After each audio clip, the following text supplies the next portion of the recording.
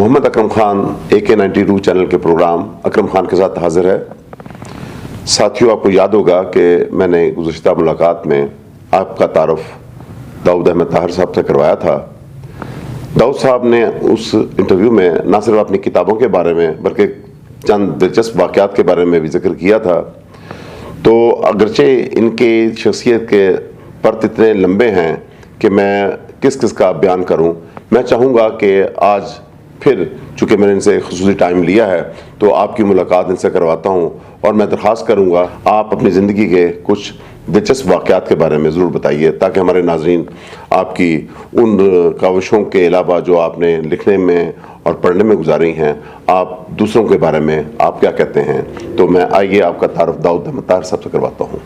बहुत शुक्रिया अकरम साहब, आपने फरमाया कि मैं अपनी ज़िंदगी के दिलचस्प वाक़यात बयान करूं। इस हवाले से मैं ये अर्ज़ करना चाहूँगा कि ज़िंदगी जोद मुसलसल का नाम है जी। और इब्तदाई 25-30 साल तो हमारे मुल्क में अपने आप को बनाने में लग जाते हैं कि आइंदा ज़िंदगी कैसे गुजारनी है, उसके लिए रास्ते का तयन करना पड़ता है, उसमें तैयारी करना पड़ती है आइंदा ज़िंदगी में कामयाबी हासिल करने के लिए। जी। तालीम उसका एक पहलू है। जी। उसके बाद चूँकि हमारे माशरे में बल्कि सारी दुनिया में कंपटीशन बहुत है जी। इसलिए एक मुकाबले में से गुज़रकर आदमी किसी जगह पहुंच सकता है, वो भी अगर अल्लाह का ख़ास फजल हो। जी। और फिर एक मुकाम पर पहुंचने के बाद फिर एक और तरह की जद्दोजहद शुरू हो जाती है। आपने जस्टिफाई करना होता है कि मैं इस मुकाम का अहल हूँ। फिर वक्त के साथ साथ तरक्कियात का पहलू है जिसके लिए हर इंसान की ख्वाहिश होती है कि उसकी तरक्की हो, उसको मदारिज उसके बुलंद हो। तो मैं सच पूछें, जब भी मेरे जहन में ये बात आती है तो मैं खुदा का शुक्र अदा करता हूँ जिसने मुझे फर्श से अर्श पे पहुँचाया। माशाअल्लाह। ये है तो मुहावरा फर्श से अर्श पर पहुँचने का, लेकिन बड़ा ही मीनिंगफुल है। जी। इंसान किसी चीज़ का अहल नहीं होता लेकिन उसे कोई अच्छी जिम्मेदारी मिल जाती है या ज़िंदगी में अच्छा रोल मिल जाता है। जी, जी। और वो उस मुकाम पर रहकर ख़ुद को भी फ़ायदा पहुंचाता है, मुआशरे को भी कुछ ना कुछ फ़ायदा पहुंचाता है, पहुंचाना चाहिए भी, क्योंकि इंसान की पैदाइश का एक बड़ा मकसद ये भी है कि वो मुआशरे में जो कुछ वो कर सकता है उसकी इस्लाह के लिए, बेहतरी के लिए वो करे। बहुत दिलचस्प वाक़यात पेश आए, लेकिन दिलचस्पी से मुराद मेरे नज़दीक सिर्फ ये नहीं कि जिस वाक़े को सुन के लोग हंसें। जो वाक़या आपको याद रहता है इसलिए कि उसकी वजह से आप परेशान हुए या आपको कोई दुख उठाना पड़ा या जैसे आपने किसी की मदद की, आपको वाक़या कोई याद आता है तो आपको अच्छा लगता है उसके बारे में दोबारा बात करना। सर, मैं माफ़ी चाहूँगा, मैं चाहूँगा कि आप हमें आज मोहम्मद अली और ज़ेबा के बारे में आपके जो तासुरात हैं या जो उनसे आपकी मुलाकात हुई है वो अगर आप बयान करना चाहें तो। मैं अर्ज़ कर देता हूँ, ये बात है 2004 की। जी। मैं एक शाम गया डॉक्टर्स हॉस्पिटल, डॉक्टर शहरियार हैं, मैं उनसे तिब्बी मशवरा हार्ट के हवाले से करता रहता था, अब भी ज़रूरत हो तो करता हूँ। उनके पास मैं गया तो उनसे चूँकि एक ताल्लुक़ था तो हमने दरवाज़ा खोला, देखा डॉक्टर साहब नहीं बैठे, जी। लेकिन वहाँ पे मोहम्मद अली और ज़ेबा दोनों बैठे थे और इंतज़ार कर रहे थे डॉक्टर साहब का। मैं था और मेरा बेटा था नबील, जी हम दोनों गए थे। तो मैंने सोचा इनसे पहले मुलाकात नहीं, अच्छा मौका है, इनसे मुलाकात की जाए। तो बेधड़क हम अंदर चले गए, मोहम्मद अली से मुसाफा किया हमने। उन्होंने पूछा या मैंने खुद अपना तारुफ करवाया, अब यह तो याद नहीं, लेकिन हमारा तारुफ हुआ और मैंने बताया कि मैं इस तरह यहाँ पे फ़लाँ हैसियत में काम कर रहा हूँ। बड़े खुश हुए, कहने लगे आप लाहौर में हैं और आपसे हमारी मुलाकात नहीं है। और सर मैं बता दूं कि मोहम्मद अली मुल्तान से उनका ताल्लुक़ है। जी, तो मैंने उनसे कहा कि जी मैं बहुत अरसे से नहीं हूँ, ये लाहौर में समझें कि मेरी पहली पोस्टिंग है। जी हालांकि मेरी सर्विस अब ख़त्म होने वाली है, लेकिन पहली बार के मैं लाहौर आया हूँ। कुछ और बातें हुई, इतने में डॉक्टर साहब भी आ गए। तो हमने डॉक्टर साहब से कहा जी कि हम बाहर बैठते हैं, आप इनको देख लीजिए, इसके बाद आप बुलाएंगे तो हम आ जाएंगे। जी मोहम्मद अली कहने लगे कि आप हमारे यहाँ तशरीफ़ लाएं जी किसी वक्त। मैंने कहा जी ठीक है। अच्छा, जब वो बाहर निकले तो कहने लगे, अगले दिन रमज़ान शुरू होना था, जी तो कहने लगे कि आप कल क्यों नहीं आ जाते शाम को, अफ्तारी आप हमारे साथ कर लें। मैंने कहा मैं हाजिर हो जाऊंगा, मेरे लिए तो एजाज़ की बात है। जी और मैं चुनाचे अगले दिन शाम को मगरिब से ज़रा पहले उनके घर पहुंच गया। ये अलीजेब रोड पे उनकी बड़ी कोठी थी। मैंने दरवाज़ा खटखटाया, जब ज़ाहिर है उन्होंने अपने मुलाजिम से कह रखा होगा भाई इस तरह मेहमान ने आना है, तो उसी वक्त वो दरवाज़ा खोला, मोहम्मद अली साहब भी बाहर निकले, उन्होंने मुझे रिसीव किया। हम अंदर ड्राइंग रूम में चले गए। कुछ देर में ज़ेबा भी आ गई, इधर उधर की बातें शुरू हुई। और ज़ेबा चूँकि फिल्मी अदाकारा भी थी और ज़ाहिर है उनके बारे में ज़हनों पे एक ख़ास तासुर भी था, जी मेरे जहन पे भी था। खुदा ने उन्हें खूबसूरती से नवाजा था। जी जी तो ये बात भी अब देखें 18 साल पुरानी हो गई है, उस वक़्त उनकी वो कैफियत नहीं थी जो आज हो गई है। जी तो वो भी बड़ी खुश लिबास और खुश मिजाज और खुश गुफ्तार, ये तीन चीज़ें मैंने उनमें पाई। हालांकि मैं अजनबी था, पहली बार उनसे इस तरह मिल रहा था, लेकिन वो थ्रू आउट साथ बैठी रही, बातों में उन्होंने हिस्सा लिया, गुफ्तगू में। उसके बाद अफ्तारी में मेरे हिसाब से बहुत तकल्लुफ़ जी। उन्होंने कर रखा था, लेकिन शायद ये उनका मामूल होगा। जी वहाँ बात हुई मेरी किताबों की भी। जी तो ज़ेबा कहने लगी कि आप किताबें अपनी नहीं लाए साथ। मैंने कहा जी नहीं, मैं किताब तो कोई नहीं लाया। कहने लगी आपको शायद नहीं पता, मैं किताबें पढ़ती हूँ और सफ़रनामे ख़ास तौर पे। मैंने कहा ये मेरे लिए it would be an honour, मैं आपको किताबें पेश कर दूंगा। वो खैर किताबें मैंने अगले दिन वो पैकेट बना के चार किताबें उस वक्त आई थी, वो मैंने उनको भिजवा दी। ऊपर लिख भी दिया कि मोहम्मद अली का और ज़ेबा दोनों का, कि उनको प्रेजेंट कर रहा हूँ। उसके बाद मोहम्मद अली साहब का चंद दिन के बाद फ़ोन आया। वो कहने लगे कि आपको शायद ये नहीं पता कि मेरे पास भी बहुत सी किताबें हैं, लाइब्रेरी है। और आपकी किताबें जो है it's a good addition to that library. Zeba उन्हें पढ़ रही है, वो पढ़ लेगी तो मैं भी पढ़ूँगा। उन्होंने पढ़ी या नहीं पढ़ी मैं नहीं कह सकता। उस सिटिंग में एक बात जिसका मुझे बाद में बहुत ख्याल रहा, अफसोस मैं इस बारे में कोई तहकीक नहीं कर सका। मोहम्मद अली ने यह कहा कि उन्होंने अपनी सवाने उम्री लिख रखी है, लेकिन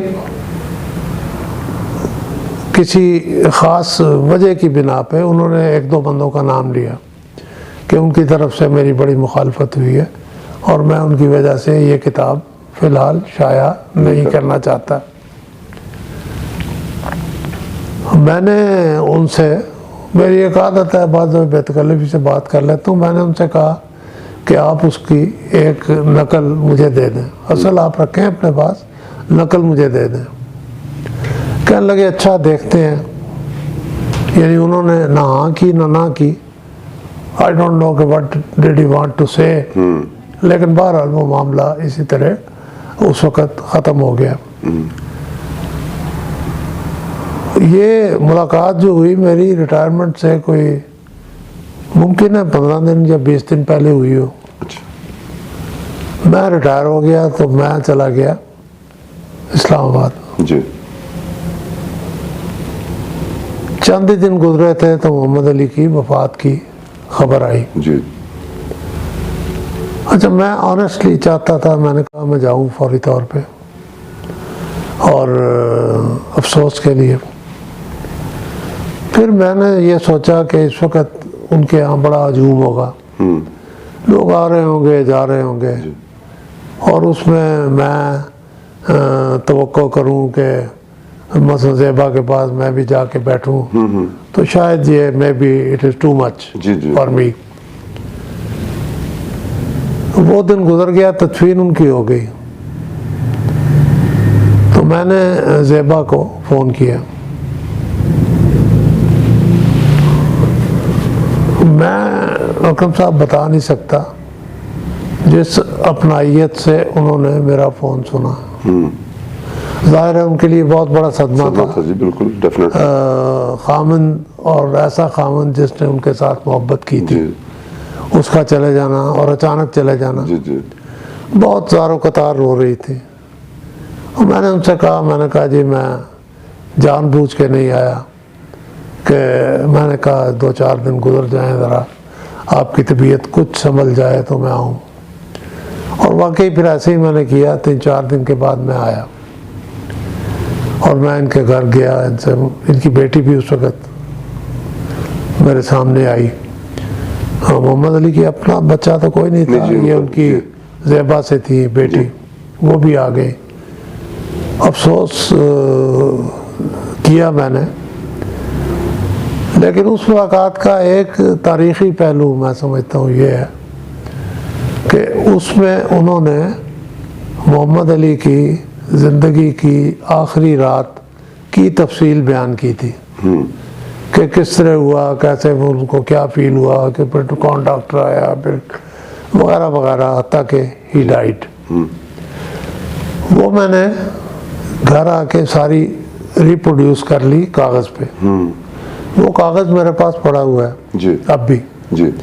और मैंने उसे 1-2 बार देखा भी है, और मैं चाहता हूँ कि उसे किसी वक्त एक मज़मून की शक्ल में, चूँकि गालिबन वो तफसील किसी और जगह नहीं आई होगी, उसमें उन्होंने बड़ी तफसील से बताया था। वो सारी अफसोसनाक कैफियत थी, लेकिन बहरहाल कि जब वो लास्ट टाइम वाशरूम में गए हैं, उनका किडनी का प्रॉब्लम था, ट्रांसप्लांट नहीं करवाते थे, तो डायलिसिस जब शुरू हो गया उसको भी वो नापसंद करते थे। तो उन्होंने कहा जी मैंने वाशरूम जाना, कहते मैं पकड़ के लेके गई हूँ। तो वहाँ मैंने महसूस किया कि वो जिस्म उनका ढीला पड़ रहा है। तो इनके भाई भी को पास उसी घर में रहते थे, उनको बुलाया, फिर कोई डॉक्टर था उसको फ़ोन किया, वो भी उसी वक्त पहुँच गया। कैवलरी ग्राउंड में था। जी जी और उसने इनको देखा भाला होगा टटोल के, और फिर ज़ेबा से कहा कि जी आप इनकी घड़ी उतार लें, और शायद काफलिंग्स का जिक्र किया, सोने के होंगे। वो कहती मुझे उस वक़्त नहीं समझ आई। मैंने कहा क्या हुआ? कहते नहीं आप उतार लें। वो खैर मैंने उतार लिए। उसके बाद पता चला that he had already died। वो डॉक्टर को अंदाज़ा पता चल गया था, इनको नहीं पता। तो उस पर फिर उनकी तदफीन के जो मुख्तलिफ मराहल थे, ये चाहते थे, इनकी अपनी शायद वसीयत भी थी कि दाता दरबार के हाथे में दफन किया जाए। तो पता ये चला कि वहाँ पे अब मज़ीद तदफीन पे पाबंदी है, कोई नहीं दफन होते लोग। तो उस वक़्त एजाजुल हक थे मजहबी अमूर के वज़ीर, वो इनके घर आए हुए थे। तो एजाजुल हक ने भाग दौड़ की, अल्टीमेटली फिर मियाँ मीर के कब्रिस्तान में जगह मिली, और इस शर्त पे मिली कि आप इस कब्र के ऊपर कुब्बा नहीं बनाएं। कुब्बा मीन्स गुंबद जी, वो मकबरा टाइप, हाँ, या मकबरा, वो नहीं आप बनाएंगे। कतबा लगाना चाहें लगा सकते हैं। तो मैं बहुत बार मोहम्मद अली की कब्र पे गया हूँ जी जी, और मैंने देखा है कब्र पे थोड़ा सा जंगला उन्होंने लगाया हुआ है जी, और उसके साथ ज़ेबा ने अपने लिए जगह रखी हुई है कि जब भी वक्त आए तो मेरी तदफीन वहाँ हो, खामन के पहलू में की जाए। जी। तो उस कब्रिस्तान का एक वाक़या, मैं उनकी कब्र पे दुआ के बाद ऐसे ही कब्रिस्तान में घूमने लगा। तो बाज़ नामी लोग भी वहाँ पे दफन हैं, बहुत सारे जजेस हाई कोर्ट के, सुप्रीम कोर्ट के, कुछ और मशाहिर। तो मैं हर एक की कब्र पे ऐसे रुकता था, देखता था किसकी कब्र है, आगे चला जाता था। तो एक आदमी सादा सा मेरे पास आया, कहता है आप पंजाबी में किदी ढेरी लबदे पे हो? अच्छा, आई कुड अंडरस्टैंड कि वो डेरी से उसकी मुराद कब्र है। जी जी। तो मैंने उससे कहा, मैंने कहा कोई ख़ास कब्र तो नहीं मैं ढूंढ रहा, मैं तो आया था मोहम्मद अली की कब्र पे फातिहा के लिए, दुआ के लिए, तो वो मैं कर चुका हूँ। ऐसे ही मैंने कहा देखूँ यहाँ कौन कौन और। कहते हैं आए, मैं आपको एक कब्र दिखाता हूँ। मैं उसके साथ चला गया तो वो एक कोने में मुझे ले गया। वहाँ पे एक कब्र थी जिस पे कोई कतबा नहीं था, और किसी वक्त शायद उस पे सीमेंट की चारदीवारी सी बनाई गई थी निशान के लिए। वो भी बीच में से टूट के गड़ा पड़ा हुआ था कब्र में। कहने लगा ये आपको पता है किसकी कब्र है? मैंने कहा जी मुझे तो नहीं पता। कहता है जी ये ताहिरा नकवी की कब्र है। अच्छा, मुझे उसकी बात पे कोई यकीन नहीं आया, लेकिन बाद में फिर मैंने ताहिरा नकवी के बारे में पढ़ा। तो एक किताब है, किसी ने, यही लाहौर का एक आदमी है, उसने लिखी है धर्मपुरा के बारे में। तो उसने जिक्र किया है कि इस कब्रिस्तान में ताहिरा नकवी भी दफन है। तो ताहिरा नकवी की कब्र मैंने देखी तो मुझे उनकी शक्ल याद आई, और मैं सच्ची बात, पाकिस्तान टीवी की बड़ी बड़ी मारूफ अदाकारा थी, टीवी की, ड्रामों की, फिल्मों में आती थी, रेडियो पे थी, और खुदा ने बड़ी अच्छी शक्ल से नवाजा था। And she died at the age of probably 26 या 24, छोटी उम्र में फौत हो गई। उनकी शादी किसी मेजर से हुई थी फौज में। कोई बीमारी ऐसी आने लगी उनको जिसने उनका बुरा हाल कर दिया, और अल्टीमेटली शी डाइड। तो अकरम साहब, आज परवेज़ मुशर्रफ की तदफीन भी हो गई। जी जी। तो ऐसे ही अपने व्यूअर्स के इफादा के लिए बात कर रहा हूँ कि उनको दफ्तरी हैसियत में भी मैंने देखा, लेकिन एक बार मैंने उनके साथ ख़ास मुलाकात की, एक्सक्लूसिव, जो 1 घंटे से ज़्यादा रही। जी ये 2012 की बात है। उस वक्त ही बस नो लॉन्गर प्रेसिडेंट जी दुबई में ही थे। उसके बाद पाकिस्तान आए, फिर उनका रहना यहाँ मुश्किल हो गया, चले गए। तो मैंने किसी तरह उनसे रब्ता किया, तो उन्होंने कहा हाँ आप दुबई आए तो बताएं, फिर हम सेटल कर लेंगे टाइम। तो मैं गया उनके पास, लिविंग असाइड द डिटेल्स कि वो कहाँ रहते थे और कैसे था, सिक्योरिटी का क्या सिस्टम था, उस पर शायद बात करने की ज़रूरत नहीं। पाकिस्तान मुस्लिम लीग का दफ्तर उसी बिल्डिंग में उन्होंने बनाया हुआ था। अच्छा। और उसके इंचार्ज एक कर्नल थे, कर्नल शेरबाज। तो I was taken to colonel Sherbaz first.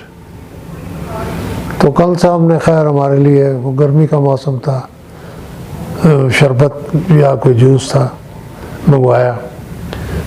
और मैंने कहा जनरल साहब यहाँ ही मुलाकात करते हैं? उन्होंने कहा जी हाँ आमतौर पे यहीं पे, but in your case he had directed कि वो जब मैं आऊँ तो मुझे उनके घर लेके आए। तो हम फिर दोनों ऊपर चले गए उनके फ्लैट पे। अकरम साहब, मैं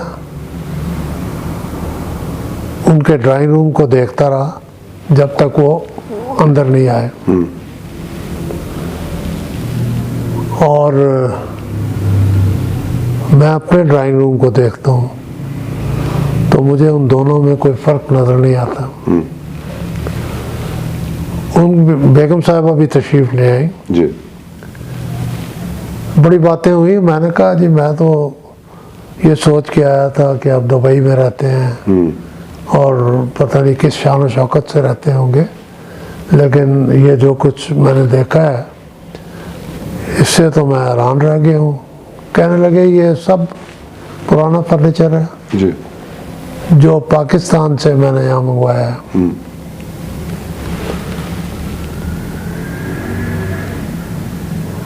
थोड़ी देर में चाय आ गई। चाय के साथ कुछ और चीज़ें भी थी। तो एक ब्राउनिश या कदरे से रंग के बिस्किट पेड़े भी थे। अच्छा। मुझे कहते हैं आप ये लें, ये आपको पता है ये बदायूनी पेड़े हैं। और मैंने कहा सर इत्तेफाक की बात है, मर्दान में शहर में एक हलवाई है जो ये बदायूनी पेड़े बनाता है। हो सकता है वो बदायून से हो तो इस वजह से मुझे ये नहीं इल्म, लेकिन मेरे एक मेहरबान है मर्दान में, वो साल में 2-3 बार वो बदायूनी पेड़े पैक करवा के डिब्बे में भिजवाते हैं और मुझे भी वाकई बड़े अच्छे लगते हैं। वो बातें होती रही। उन्होंने लाल मस्जिद का जिक्र किया। बिजली बहुत यहाँ महंगी भी हो गई थी, जाती भी बहुत थी जी। उसका जिक्र किया कि मैं जब था तो ऐसी सूरत नहीं थी। फिर जो उन पे इल्ज़ामात लगते रहे, सच्चे या झूठे, कुछ उनके बारे में गुफ्तगू करते रहे। तो मैंने देखा टाइम हो गया है। मुझे पता नहीं था उनकी क्या मसरूफियात हैं, लेकिन मैंने अपने तौर पे सोचा कि now I should back leave. तो मैंने कहा जनरल साहब आपके पास बैठे हुए 1 घंटा हो रहा है, तो आपकी यकीनन कोई और भी मसरूफियत होगी, तो मुझे आप इजाज़त दें। हमने उनके साथ तस्वीरें भी बनाई। कहने लगे नहीं आप ज़रा ठहरें, आपको एक चीज़ खिलानी है। तो वो एक आदमी, उनका एक इतना बड़ा बाउल था शीशे का, उसमें फिरनी थी। तो कहने लगे ये फिरनी मुझे बड़ी पसंद है, आप भी खाएं, यू वुड लाइक इट। और मीठा मुझे भी पसंद है, मैंने बेतकल्लुफी से खाया जी। वाकई इट वाज गुड। जब मैं आने लगा तो he came all the way to lift अच्छा। मेरे साथ आए। मैं उनसे कहता रहा, मैंने कहा सर आप तशरीफ़ रखें, मैंने जाना है चला जाऊंगा, कोई मसला नहीं है मेरे लिए। कहने लगे नहीं नहीं, यू आर माई गेस्ट। जितनी देर लिफ्ट आके दोबारा बंद हो के वहाँ से चली नहीं गई, वॉज स्टैंडिंग देयर। और जब आखिरी बार वो दरवाज़ा बंद हुआ, and that was the last moment when I saw him जिंदा। तो जैसे वो फौजियों का तरीका होता है, वो इस तरह सल्यूट उन्होंने मुझे किया। उनके मुतालिक बहुत कुछ कहा जा रहा है, कहा जाता रहा है जी। उनके खिलाफ भी, कोई आदमी हक में भी उनके बोलता है। मेरा तो ये मुकाम नहीं कि मैं उनकी कोई सफाई पेश करूं, जी जी सही बात है। या खुदा न खास्ता उनके खिलाफ बात करने का भी मुझे कोई हक नहीं है। लेकिन मैंने देखा कि as a human being he was excellent, and so was his wife साहिबा मुशर्रफ। और जिस फ्लैट में वो रहते थे, जिन लोगों को नहीं पता उनके लिए मैं अर्ज कर रहा हूँ, it was a 3 room flat. उन्होंने बताया कि एक कमरे में मेरी वालदा होती हैं, उस वक्त जिंदा थी वो। एक कमरे में हम दोनों होते हैं, यानी मियाँ बीवी, और एक कमरा हमने रखा हुआ है, बेटी कराची से कभी आए तो we give that room to her. 3 कमरे हैं, लोग जो मर्जी कहते रहे, कहते हैं आपको दिखा दें चला। मैंने कहा नहीं सर, आपने फरमा दिया है, बस that is enough for me. जी जी सही बात। मैंने अब घर की सैर तो नहीं करनी। जी सही बात। तो बहुत ही मुझे उस मुलाकात का खुशगवार तासुर मेरे जहन में रहा। वापस आया तो मैंने उनको मैसेज किया, ये टेलीफोन वाले मैसेज। तो ही इमीडिएटली रिप्लाइड। अच्छा, I felt encourage by that. उस वक्त बड़े प्रोग्राम टीवी पे, कभी उनका इंटरव्यू आ रहा है, कभी कुछ आ रहा है। जी जी। वो ही वॉज एक्टिव, सेहतमंद भी थे। तो वो जब मैं कोई प्रोग्राम देखता था ना, तो मैं उनको मैसेज करता था कि जी आज मैंने फलां चैनल पे आपको देखा है, मुझे पसंद आया, या बाज़ दफ़े कोई मुमकिन है जी जी। कोई उसमें कमी बेशी के बारे में भी कहा हो, तो ही वुड ऑलवेज रिस्पॉन्ड। और मुख्तसर, ये नहीं कि आगे कहानी शुरू कर देते थे, अच्छा। मुख्तसर लेकिन। और हिज इनिशियल वर PM, परवेज़ मुशर्रफ। और जब भी मैसेज आखिर में PM जी, जरूर जी। लिखते थे। लेकिन अब तो खैर वो भी एक कहानी हो जी गई। बिल्कुल सही बात है। जो आदमी चला जाता है जी उसके लिए दुआ करनी चाहिए, जी। मग़फ़िरत के लिए, दर्जात की बुलंदी के लिए, और गुनाहों की माफ़ी के लिए। तो वही दुआ हमारी उनके लिए है।